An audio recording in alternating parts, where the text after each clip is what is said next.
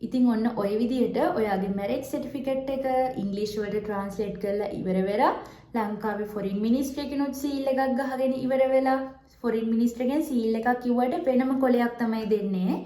අන්න ඒ කොලේ තමයි ඊට පස්සේ එම්බසි එකෙන් රුමේනියන් එම්බසි එකෙන් සීල් එක ගහන්නේ. ඔයගොල්ලන්ට රුමේනියන් එම්බසි එකට අපොයින්ට්මන්ට් එකක් දාගන්න අමාරුයි හරි එහෙම නැත්නම් ෆොරින් මිනිස්ට්‍රි එකට අපොයින්ට්මන්ට් එකක් දාගන්න තේරෙන්නේ නැහැ වගේ නම් මට කමෙන්ට් එකක් නැත්නම් මගේ නම්බර් එක දාන්නම් ඒකට මැසේජ් එකක් දාන්න මම සපෝට් කරන්නම්. ඊළඟට එම්බසි එකකිනුත් ඔයා ඒ විදිහට ඒක සර්ටිෆයි කරගත්තට පස්සේ දැන් ඔයාට පුළුවන් ඒ ડોකියුමන්ට් එක ඒ කියන්නේ ඔයාගේ මැරේජ් සර්ටිෆිකේට් එක පරිස්සමට ඔයාගේ හස්බන්ඩ් ඉන්න තැනට යවන්න. යන කෙනෙක්ගේ අතේ යවන්නත් පුළුවන්. එහෙම නැත්නම් DHL එකක් වගේ පාවිච්චි කරොත් මං හිතන්නේ 15 උඩ ගාණක් යනවා. 15 උඩ ගාණක් ඔව් ඒ ඉන්න ප්‍රදේශය අනුව ගාණ තව වැඩි වෙයි. නැත්නම් ඔයාගේ ලංකාවේ ඉඳන් මේ රුමේනියාවට යන යාළුවෙක් ඉන්නවා නම් එයාගේ අතේ පරිස්සමට යවන්න පුළුවන්. ඔන්න ඔය ටික තමයි වයිෆ් ලංකාවේ ඉඳන් හස්බන්ඩ්ට කරලා යවන්න ඕනේ. මෙහෙමයි සමහරු ඩික්ලරේෂන් එකක් දියුරුම් ප්‍රකාශයක් වගේ එකක් ගන්නවා. ඒව අවශ්‍ය වෙන්නේ නැහැ. මෙහින් මැරේජ් සර්ටිෆිකේට් එක තිබ්බහම හොඳටම ඇති. ළමයිත් එක්ක යනවා නම් අවශ්‍ය වෙනවා ඇති. මම ආවේ වයිෆ් විතරයි මම ආවේ බබාලා නැහැ. එතකොට මම නම් මෙහින් මැරේජ් සර්ටිෆිකේට් එක තමයි සර්ටිෆයි කරගෙන අරගෙන ගියේ. දියුරුම් ප්‍රකාශයක් ගන්න ඕනේ රුමේනියාවෙන්. මෙහි තියෙන එක අත්‍යවශ්‍ය උනේ නැහැ. මෙහි එකක් අවශ්‍ය නැහැ ඇත්තටම. ඊළඟට දැන් ඔය වෙද්දි හස්බන්ඩ්ට එයාගේ TRC එකේ ඇඩ්‍රස් එක මාරු වෙලා ඇවිල්ලා තියෙන්න පුළුවන්. දැන් කලින් වයිෆ් ගෙන්නනකොට ගොඩක් අය යාළුවන්ගෙන් සපෝට් එක අරගෙන බැංක් account එකේ සල්ලි ඩිපොසිට් කරගෙන මේ බැලන්ස් එක පෙන්වනවා. නමුත් දැන් ටිකක් එහෙම කරන්න අමාරුයි. ඒගොල්ලෝ බැංක් හිස්ටරි එක පවා චෙක් කරලා බලනවා. අපි එක ළඟ කාගෙන් හරි අරගෙනද දාගෙන තියන්නේ කියලා. ඒ නිසා ඔයා මේ වැඩේට ලෑස්ති වෙනවා නම් හොඳම දේ තමයි ඔයාගේ සැලරි එකේ ඔය වැඩ කරගන්නත් ඉතින් වියදම් කරන්න වෙනවා. ඒ අතරතුර මේ මාසෙකට ගාණක් account එකේ මේන්ටේන් කරගෙන ඩිපොසිට් කරගෙන අරගෙන එන්න. මොකද ඔයාට වයිෆ් ගෙන්න ගන්න මුලින්ම පෙන්වන්න වෙනවා ලේ 12150. කොහමරි 4 8 12 12150. ඒ කියන්නේ 4050 3ක්. මාස 3කට මුලින් පෙන්වන්න ඕනේ. සමහර ඉමිග්‍රේෂන් වල පළවෙනි පාරත් එකපාරම මාස 12කටම 4050 12ක් පෙන්වන්න ඕනි කියලා තියෙනවා. නමුත් දැන් ක්ලුජ් එකේ බුකරස්ට් වල වගේ ඔයා මාස 3කට 4050 3ක් ඔයාගේ account එකේ පෙන්වන්න ඕනේ. ඒක ගෙඩි පිටින් එකපාර දාන්න එපා. account එකේ ওই මාස 6 ඇතුළත ටික daගෙන ඒ ටික ලෑස්ති කරගන්න. ඒකයි මම කිව්වේ මාස 6ක 7ක වගේ කාල සීමාවක් අවශ්‍ය වෙනවා කියලා. මොකද ගොඩක් අය දැන් මේ වෙද්දි ලක්ෂ 14ක් 15ක් ණය වෙලා තමයි රුමේනියාවට එන්නේ. ඉතින් ඒ ආව ගමන් ඒ ණය ගෙවද්දි ආපු ගමන් මේ වැඩේ කරන්න ප්‍රායෝගිකව අමාරුයිනේ.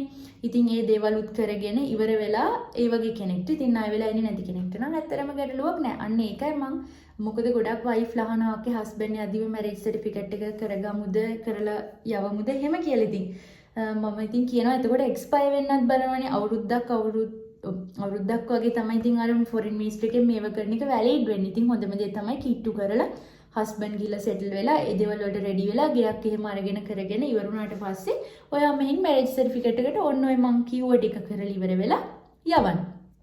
ඊළඟට දැන් හස්බන්ඩ් ආයෙත් රුමේනියාවේ වැඩ කොටසක් තියෙනවා. මං කෝ සල්ලි ටිකත් හිමීට ලෑස්ති කරගන්න කියලා. ඔයා වයිෆ් ගෙන්නන්න කලින් හොඳම දේ තමයි ඉමිග්‍රේෂන් එකට ගිහිල්ලා ඔයා අහන්න මං වයිෆ් ගෙන්නනවා. මං එතකොට account එකේ ඉන්විටේෂන් ලෙටර් එක ගන්න සල්ලි කීයක් පෙන්වන්න ඕනේද කියලා.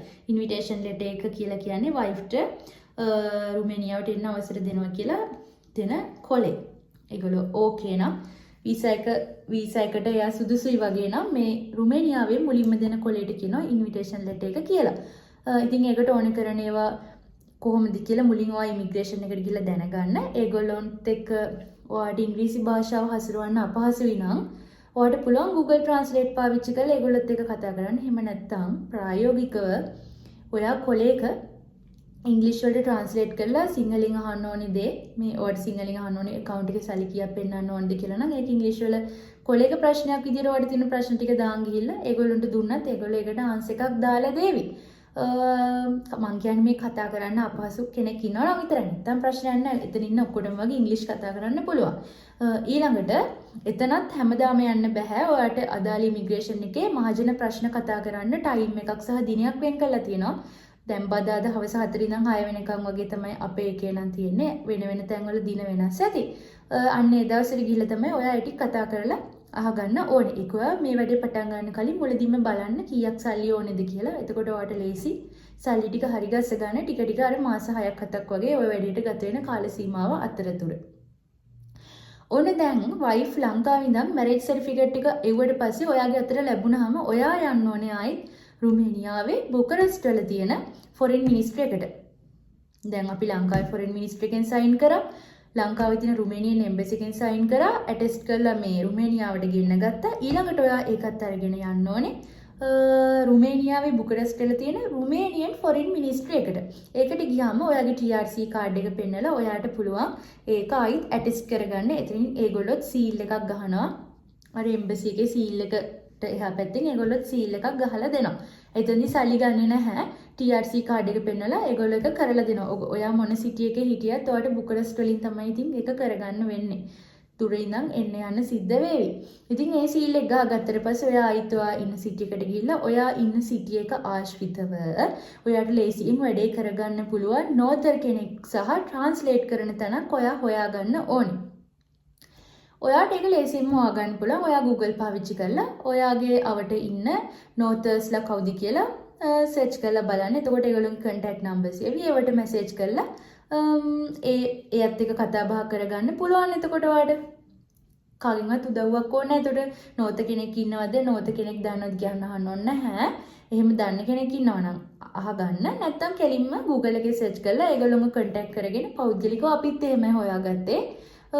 අපේ ඒරියා එක ගහලා ඊට පස්සේ ලිස්ට් ඩවුන් වෙනවා. ඉතින් ඒ වගේ කෙනෙක්ට නම්බර් එක අරගෙන WhatsApp සේව් කරලා මැසේජ් කරලා තමයි අපිත් යාළුවෝ කන්ටැක්ට් කරගත්තේ.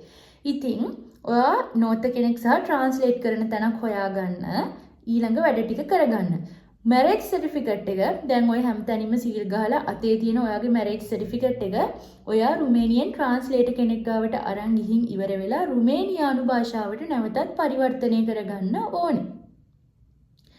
තේරුණාද? එතකොට රුමේනියාවේ ඉන්න ට්‍රාන්ස්ලේටර් කෙනෙක් ළඟට ගිහිල්ලා අර ඉංග්‍රීසි වලට ට්‍රාන්ස්ලේට් කරලා මිනිස්ට්‍රි වලින් ඇටෙස්ට් කරලා සීල් කරගෙන මේ ඔයාගේ අතේ තියෙන මැරේජ් සර්ටිෆිකේට් එක ඔයා නැවතත් රුමේනියාවේ ඉන්න ට්‍රාන්ස්ලේටර් පරිවර්තක කෙනෙක් ගාවට ගිහිල්ලා රුමේනියානු භාෂාවටත් පරිවර්තනය කරගන්න ඕනේ. ඊළඟට රුමේනියානු භාෂාවට ඔයාගේ මැරේජ් සර්ටිෆිකේට් එක පරිවර්තනය කරගත්තට පස්සේ ඔයාට සිද්ධ වෙනවා රුමේනියාවෙන් ඩික්ලරේෂන් එකක් ලබා ගන්න. මෙන්න මේ ඩික්ලරේෂන් එක ඔයාට ලබා ගන්න වෙන්නේ රුමේනියාවේ ඉන්න නෝතර් කෙනෙක්ගෙන්. මම ඒක ඔයාට කිව්වේ රුමේනියාවේ ඉන්න නෝතර් කෙනෙකුත් ඔයා Google Translate කරලා මැසේජ් කරලා හොයාගන්න කියලා. සමහරට දැන් ඔයාට මේ හැමදේම කරගන්න වෙන්නේ ඔයා වැඩ කරන කාලය අතරතුර. ඉතින් එතකොට අපි කන්ටැක්ට් කරගත්ත නෝතනම් WhatsApp හරහා අවශ්‍ය ඩොකියුමන්ට්ස් ටික අපි යාට යවුවට පස්සේ එයා අපිට ඩික්ලරේෂන් එකේම හරි ගස්සලා තිබුණා. අපිට තිබ්බේ එයා ඒක හරි ගස්සලා කිව්වට පස්සේ ඒ ටයිම් එකට ට්‍රාන්ස්ලේටර් කෙනෙක් එක්ක ගිහිල්ලා ඒ වැඩේ කරගන්න. නැත්තම් ඔයාට වැඩත් එක්ක හෙට මෙහෙට යන්න කරන්න කරදරයි. ඉතින් ගොඩක් දුරට WhatsApp හරහා ඒ දේවල් කරගන්න පුළුවන්. ඉතින් ඩික්ලරේෂන් එක ගන්න කලින් ඔයාගේ TRC එකේ ඇඩ්‍රස් එක ඔයාලා දැන් ඉන්නේ වයිෆ් ආවට පස්සේ ඉන්න ගෙදර ඇඩ්‍රස් එකට චේන්ජ් වෙලා තියෙන්න ඕනේ. මොකද අපි ඩික්ලරේෂන් එක හදන්නේ ඒ ඇඩ්‍රස් එකට. එතකොට ඩික්ලරේෂන් එක ගනිද්දී ඒ නෝතර වගේන් ඉල්ලාවි TRC එකේ ෆොටෝ එකක්.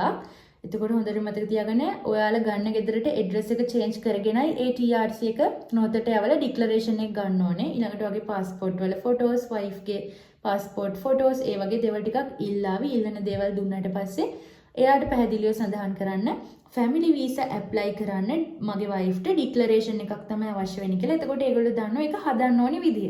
ඊළඟට ඒගොල්ලෝ මේ ඩික්ලරේෂන් එක දෙන්නේ රුමේනියන් භාෂාවෙන්. ඒ නිසා ඔයාට සිද්ධ වෙනවා නැවතත් අර ඔයාගේ මැරේජ් සර්ටිෆිකේට් එක ට්‍රාන්ස්ලේට් කරගත්ත ට්‍රාන්ස්ලේටර්ව සම්බන්ධ කරගෙන ඔයා ඩික්ලරේෂන් එක ගන්න යන නෝතර ඉන්න තැනට ඒගොල්ලෝ ඩික්ලරේෂන් එක හදලා ලෑස්ති කරාට පස්සේ කියනවා ටයිම් එකක් මේ ටයිම් එකට එන්න ඇවිල්ලා අරගෙන යන්න කියලා. ඔයා අනිවාර්යෙන්ම ට්‍රාන්ස්ලේටර් කෙනෙක්වත් අරගෙන තමයි ඒ ආයතනයට යන්න ඕනේ. ඉතින් ඔයා මැරේජ් සර්ටිෆිකේට් එක ට්‍රාන්ස්ලේට් කරපු ආයතනයෙන් සර්විස් එක ගන්න පුළුවන් ඔයාලට. ඒගොල්ලන්ට කියන්න මට ඩික්ලරේෂන් එක ගන්න මෙන්න මේ ආයතනයෙන් මං දීලා තියෙනවා මේ ටයිම් එකට ඒගොල්ලෝ එන්න කියලා තියෙනවා. ඕගොල්ලන්ට එන්න පුළුවන්ද කියලා. එතකොට ආයතනයෙන් කෙනෙක්ව ඔයාලට දෙනවා.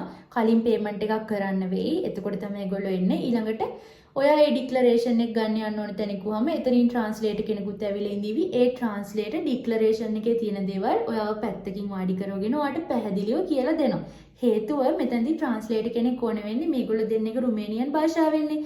අපිට රුමේනියන් භාෂාව තේරෙන්නේ නැති නිසා තමයි ඉංග්‍රීසි ට්‍රාන්ස්ලේටර් විල ඒක ඉංග්‍රීසි වලට පරිවර්තනය කරලා අපිට පැහැදිලි කරලා දෙනවා මෙන්න මේ දේ තමයි මේ ඩික්ලරේෂන් එකේ තියෙන්නේ කියලා. ඇත්තටම ඩික්ලරේෂන් එකේ සඳහන් වෙනවා වයිෆ් ඒ කියන්නේ පවුල එකට ජීවත් වෙන්න තමයි මම වයිෆ් මෙහෙට ගෙන්න ගන්නේ. වයිෆ් රැකියාවක් කරන්නේ නැහැ. වයිෆ් මගෙන් තමයි යැපෙන්නේ. වයිෆ් මෙහෙ ඇවිල්ලත් රැකියාවක් කරන්නේ. අර ඒ වගේ දේවල් ටිකක් තමයි ඒකේ සඳහන් වෙන්නේ. ඉතින් ඩික්ලරේෂන් උත් ඕගොල්ලන්ට දෙකක් ඔරිජිනල්ස් දෙකක් විතර දෙනවා. එකයි අපි ඉමිග්‍රේෂන් එකට සබ්මිට් කරන්නේ. අනිත් එක පරිස්සමට අරන් තියන්න පුළුවන්. ඉතින් ඒ ඩික්ලරේෂන් එක ට්‍රාන්ස්ලේටර්ත් එක්ක ගිහිල්ලා ඔයාලට ගන්න පුළුවන්. එතනදිත් ඔයාලට ට්‍රාන්ස්ලේටර් නැවත ගෙවීමක් කරන්න සිද්ධ වේවිලේ 150ක 200ක වගේ මුදලක්. ඊට පස්සේ ඩික්ලරේෂන් එක දෙන නෝතරටත් ඔයාලට ලේ 300ක වගේ මුදලක් 270ක් 300ක් වගේ ගෙවන්න සිද්ධ වෙයි. ඒ වැඩේට 500ක් 600ක් හෝ ඊට අඩුවෙන් යන්නත් පුළුවන්. දල වශයෙන් කියන්නේ අවබෝධයක් ගන්න. මැරේජ් සර්ටිෆිකේට් එක ට්‍රාන්ස්ලේට් කරද්දී ඔයාලට 150ක් 200ක් වගේ ආවි. ඔන්න දැන් මම එතනට වෙනකම් ඔයාලට කියලා තියෙන්නේ. ඒ ගමන්ම ඔයාගේ වයිෆ්ට කියලා ගෙන්න ගන්න ඕනේ මැරේජ් සර්ටිෆිකේට් එක ගෙන්න ගන්න වෙලෙම එයාගේ පාස්පෝර්ට් සයිස් ෆොටෝ 6ක් විතර මැරේජ් සර්ටිෆිකේට් එකත් එක්ක ගෙන්න ගන්න. මට ඇත්තටම සමා වෙන්න ඒක මුලදී සඳහන් කරන්න අමතක වුණා. මැරේජ් සර්ටිෆිකේට් එකත් එක්කම පාස්පෝර්ට් සයිස් ෆොටෝස් 6ක් ගෙන්න ගන්න වයිෆ්ගේ. මොකද අපි ඉමිග්‍රේෂන් එකට ඩොකියුමන්ට් සබ්මිට් කරද්දී වයිෆ්ගේ ෆොටෝ එකකුත් ඕනේ දෙන්න ඕනේ. ඊළඟට දැන් මැරේජ් සර්ටිෆිකේට් එක හරි ඩික්ලරේෂන් එක හරි ඔයා ගයක් ගත්තට පස්සේ ඒ ටික කෙරෙද්දි හවුස් ඇග්‍රීමන්ට් එක ඔයා ගාව තියෙනවා. ඊළඟට ඔයා බැංක් ස්ටේට්මන්ට් එකට සල්ලි ටික ලෑස්ති කරගෙන යන ගමන් ඉන්නවා. ඊළඟට ඔයා අපොයින්ට්මන්ට් එක දාන්න ඔය ඔක්කොම ලෑස්ති කරලා කිට්ටු වෙලා ගන්න ඕනේ මෙඩිකල් එක. මෙඩිකල් එකක් කියන්නේ ඔයාලට කොහොමත් ඔටෝ කම්පැනි එකෙන් ඔයාලට මෙඩිකල් ඉන්ෂුරන්ස් ගෙවනවනේ. TRC එක හදනවා කියන්නේ වර්ක් වීසා එකකට අනිවාර්යෙන් කම්පැනි එකෙන් මෙඩිකල් ඉන්ෂුරන්ස් එක ඔයාලට ගෙවනවා. ඔයාලට තියෙන්නේ මෙඩිකල් ඉන්ෂුරන්ස් එක රෙජිස්ටර් වෙලා ඒක ගෙවෙනවා කියන එක සහතික වෙන්න සහතිකයක් තියෙනවා. මෙඩිකල් එක ඒක ඔයාලට ගන්න පුළුවන් ගෲපමා කියන තැනකට ගියාට පස්සේ ඔයාගේ TRC එක දීලා මෙඩිකල් ඉන්ෂුරන්ස් කියන්නේ චූටි කොලයක් තියෙන එක දවස් 30යි වැලිඩ් වෙන්නේ. අන්න ඒ කොලේ ගන්න. ඒක දවස් 30යි වැලිඩ් වෙන්නේ. ඒ නිසා හොඳට බලන්න කිට්ටු කරලා ගන්න ඔයා ඒක අපොයින්ට්මන්ට් එක දාද්දි ඒක එක්ස්පයර් වෙලා තියෙන්න බෑ. හදිසියවත් ඔයා අපොයින්ට්මන්ට් එක දාන්න කලින් ඒක අරගෙන දවස් 30ක් ගිහලා එක්ස්පයර් වෙලා තිබුණොත් නැවතත් එතනටම ගිහිල්ලා ආයෙත් මෙඩිකල් එකක් ඉල්ලන්න. ඒගොල්ලෝ සල්ලි ගන්නේ නැහැ. දින 30ක් ඇතුළත එක්ස්පයර් නොවෙන්න අපොයින්ට්මන්ට් එක ඔන්ලයින් අප්ලෝඩ් කරද්දි ඩොකියුමන්ට් එක අපොයින්ට්මන්ට් එකට එක්ස්පයර් වෙලා නොතියන එක අප්ලෝඩ් කරන්න. ඔන්න එතකොට ඔයාගේ මෙඩිකල් ඉන්ෂුරන්ස් එකත් හරි. බැංක් එකේ සල්ලිත් ඒ වෙද්දි 12150ක් 12200ක් ඒ වගේ ගාණක් තියෙන්න ඕනේ. මං කිව්වා ඒක එකපාරේ යාළුවන්ගෙන් ඉල්ලගෙන දාගන්න එපා. එක එක්කෙනාගේ account වලින් transfer කරගන්න එපා. පුළුවන් තරම් කාගෙන් හරි ඉල්ලගත්තත් ටිකක් කල් තියලා ඩිපොසිට් කරගන්න. මේ ATM මැෂින් එකකට ගිහිල්ලා එයාලගේ නම් වලින් ට්‍රාන්ස්ලේට් කරගන්න එහෙම කරන්න එපා. ඊළඟට ඔය ඔක්කොම ටික ඔයාලා ලෑස්ති කරගෙන ඉවරුණාට පස්සේ ඔයාලට පුළුවන් ඉමිග්‍රේෂන් එකේ වෙබ්සයිට් එකට ගිහිල්ලා ඔයාට අදාළ ඉමිග්‍රේෂන් කවුන්ට් එක සිලෙක්ට් කරලා ඒකෙත් ඔයා රෙජිස්ටර් වෙලා ඔයාට අපොයින්ට්මන්ට් එකක් තනියම දාගන්න පුළුවන්. විස්තර ටික දාලා කරලා ඔයාට පුළුවන් ඩේට් එක සිලෙක්ට් කරගන්න. අවైలබල් ඩේට් තියෙනවා. එතකොට ඔයා කැමති ඩේට් එක සහ වෙලාව සිලෙක්ට් කරගෙන යටින් ඔයා ඔය ලෑස්ති කරපු ඩොකියුමන්ට් ටික පැහැදිලිව ස්කෑන් කරගන්න ඕනේ මුලින්ම. කැම් ස්කෑන් ඇප් එක අරගෙන ඉවර වෙලා ස්කෑන් කරගෙන වෙන වෙනම ඒ ටික PDF කරලා හදාගන්න. මොකද ඔන්ලයින් අපොයින්ට්මන්ට් එක දාද්දි ඔයා ඩොකියුමන්ට්ස් ටික අප්ලෝඩ් කරන්න ඕනේ. මැරේජ් සර්ටිෆිකේට් එක ට්‍රාන්ස්ලේට් කරලා සීල් වෙදිලා තියෙන එක, ඊළඟට ඔය මෙහෙන් ගත්ත ඩික්ලරේෂන් එක, බැංකි ස්ටේට්මන්ට් එකක් ගන්න ඕනේ. බැංකි ස්ටේට්මන්ට් එකේ ෆයිනල් බැලන්ස් එක පැහැදිලිව පේන්න තියෙන බැංකි ස්ටේට්මන්ට් එකක් අපි අප්ලෝඩ් කරන්න ඕනේ. අපේ account එකේ මේ ගාන තියනවා කියන එක ඔප්පු කරන්න. ඊළඟට අර මං ගන්න කිව්ව මෙඩිකල් එක දින 30ක් පැනලා නැති වෙන්න තියෙන්න ඕනේ ඒක අප්ලෝඩ් කරද්දි. ඩික්ලරේෂන් එක, වයිෆ්ගේ ෆොටෝ එක ඒකෙත් PDF එකක් හරි JPG එකක් හරි අප්ලෝඩ් කරන්න ඕනේ. ඔන්ලයින් අපොයින්ට්මන්ට් එක දාන්න. ඉතින් ඒ විදිහට ඔයාට පුළුවන් ඉමිග්‍රේෂන් එකේ වෙබ්සයිට් එකට ගිහිල්ලා ඔයාට ඔන්ලයින් අපොයින්ට්මන්ට් එකක් දාගන්න. හදිස්සියවත් ඔයාට ඔන්ලයින් අපොයින්ට්මන්ට් එක මෙහෙම කතාවක් තියෙනවා දැන්. ඔන්ලයින් අපොයින්ට්මන්ට් එක දාද්දී ඔය හැම ඩොකියුමන්ට් එකක්ම රෙඩි වෙලා තියෙන්න ඕනේ නැහැ. දින ඉස්සරහට බුක් වෙලා තියෙනවා නම් දැන් සමහර ඉමිග්‍රේෂන් තියෙනවා. ඔයා උදාහරණයක් විතර ගන්න අපි මේ මාසේ ලොග් වෙලා බැලුවොත් තව මාස 4ක් ඉස්සරහට තමයි ඒගොල්ලොන්ගේ available date එකක් තියෙන්නේ. ඉතින් එහෙම තියෙනවා නම් ඔයා වෙලාසන ඩේට් එකක් බුක් කරලා තියාගත්තට කමක් නැහැ. ඔයාට මාස 4 තුල අනිත් ඩොකියුමන්ට්ස් වැඩ කටයුතු කරගන්න පුළුවන් නම්. එහෙම නැතුව ළඟ දින තියෙනවා නම් ඔයා ඔක්කොම ටික ලෑස්ති කරගෙන ඉවර වෙලා එකපාරම අපොයින්ට්මන්ට් එක දාන්න. මොකද ඔයා මාස 4ක් ඉස්සරහට තියේදී ඩේට් එකක් බුක් කරගනිද්දී ඔයාගේ TRC එක වගේ ඩොකියුමන්ට් එකක් විතරක් අප්ලෝඩ් කරලා අපොයින්ට්මන්ට් එකක් දාලා තියාගන්න පුළුවන්. නමුත් ඔයාට නැවතත් ඔයා එතනට දෙන ඊමේල් එක අනිවාර්යෙන් වැඩ කරන ඊමේල් එකක් සහ ෆෝන් නම්බර් එකක් දෙන්න අපොයින්ට්මන්ට් දානකොට ඒ ඊමේල් එකට ඔයාට නැවතත් ඊමේල් එකක් එනවා දවස් 10ක් ඉවර වෙන්න කලින්. ඒ කියන්නේ ඔයාගේ අපොයින්ට්මන්ට් එක දාලා තියෙන්නේ මේ මාසේ 31 කියන්නකෝ. එතකොට අනිවාර්යෙන් 31ට දවස් 10ක් ඉවර වෙන්න කලින් ඔයා ඒ අප්ලෝඩ් කරන්න තියෙන සියලුම ලියවිලි ටික හරියටම අප්ලෝඩ් කරන්න ඕනේ. දවස් 10ක් ඉස්සරහට තියලා ආපස්සට. දැන් 31 නම් 31 ඉවර වෙන්න දවස් 10කට උඩදී. කියන්නේ දවස් 10ක් උඩදී ඒ ටික අප්ලෝඩ් කරගන්න ඕනේ. නැත්නම් ඔයාගේ අපොයින්ට්මන්ට් එක කලින් දාලා තිබ්බට වැඩක් නැහැ. කැන්සල් වෙලා යනවා. අන්න ඒ නිසා හොඳයි ඉතින් ඔක්කොම ටික ලෑස්ති කරගෙනම ඔයා අපොයින්ට්මන්ට් එකක් දැම්මොත් ඒක තනියෙන් කරගන්න අමාරු වෙන්නත් පුළුවන්. නැත්නම් ඉතින් ඒක කරගන්නත් පුළුවන්. දැන් chat GPT තියෙනවා. ඔයගොල්ලන්ට සපෝට් එකක් ගන්න පුළුවන්. එහෙම ඒත් අමාරු කවුරු හරි ඉන්නවා නම් මගේ නම්බර් එකට මැසේජ් එකක් දාන්න. නැත්නම් ඔයගොල්ලෝ තනියෙන් ඒ ටික කරගන්න. ඉතින් ඔයා අපොයින්ට්මන්ට් එක දාගත්තට පස්සේ අන්න ඒ අපොයින්ට්මන්ට් එක දාසට අර ලෑස්ති කරගත්ත ඩොකියුමන්ට්ස් වෙනම ෆයිල් දෙකකට හදාගන්න. මැරේජ් සර්ටිෆිකේට් ඩික්ලරේෂන් ඒ ඔරිජිනල් සෙට් එක වෙනම සහ ඒ හැම ඔරිජිනල් එකකම කොපියක් දාලා වෙනම ෆයිල් එකක් ඔරිජිනල් සෙට් එකයි කොපි ෆයිල් එකයි වෙනම හදාගන්න. කොපි ගන්නකොට දෙක ගන්න කෝකටත් කියලා ස්ටෑන්ඩ් බයි ඔයාගේ ගෙදරත් කොපි සෙට් එකක් හරි ගස්සලා තියන්න.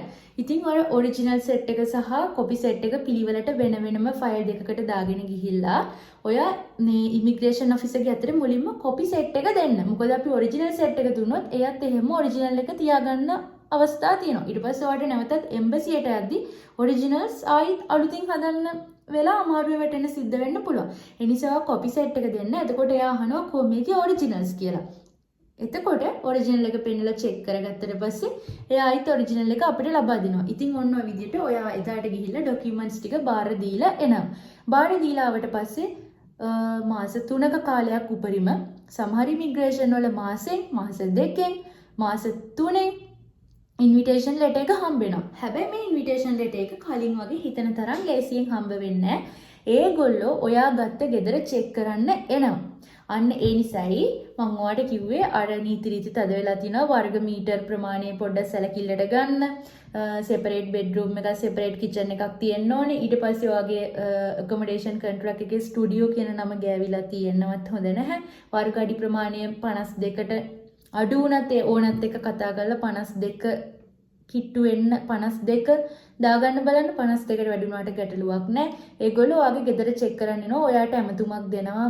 අද එනවනම් අද උදේ අපි තව පැය භාගකින් පැයකින් එනවා කියලා කෝල් කරනවා. ඔයාගේ ගෙදර බලන්න. ඔයා මේ ගෙදර ලස්සනට අස් කරලා තියාගන්න ඕනේ. වයිෆ් එනකන් ඒ ගෙදර තව යාළුවෙක් වගේ නවත්තගෙන ඉන්නවනම් ගොඩක් දුරට අනිවාර්යෙන් ඔයාගේ ඉන්විටේෂන් ලෙටර් එක එතනින්ම රිජෙක්ට් වෙනවා. කිසිම කෙනෙක්ට ඉන්න බෑ. සපත්තු ඕනවට වැඩිය තිබුණොත් ජැකට් ඕනවට වැඩිය තිබුණොත් ඒගොල්ලෝ සැක කරනවා තව කවුරු හරි ඉන්නවා කියලා. ඔයා පෞද්ගලිකව සපත්තු ගොඩක් දාන කෙනෙක් නම් පුළුවන් සපත්තු ටිකක් අයින් කරලා පැත්තකින් තියන්න ඒගොල්ලන්ට පේන්නේ නැති වෙන්න. ගොඩක් තිබ්බත් ඒගොල්ලෝ ඔයාගේ සපත්තු උනත් ඒගොල්ලෝ සැක හිතන අවස්ථා තියෙනවා. ඒගොල්ලෝගේ තින්කින් පැටර්න් එක මාර ඒවා තියෙනවා. ජැකට් අඳින්න කියනවා, සපත්තු දාලා පෙන්නන්න කියනවා. ඒගොල්ලෝ සැකෙන් බලනවා.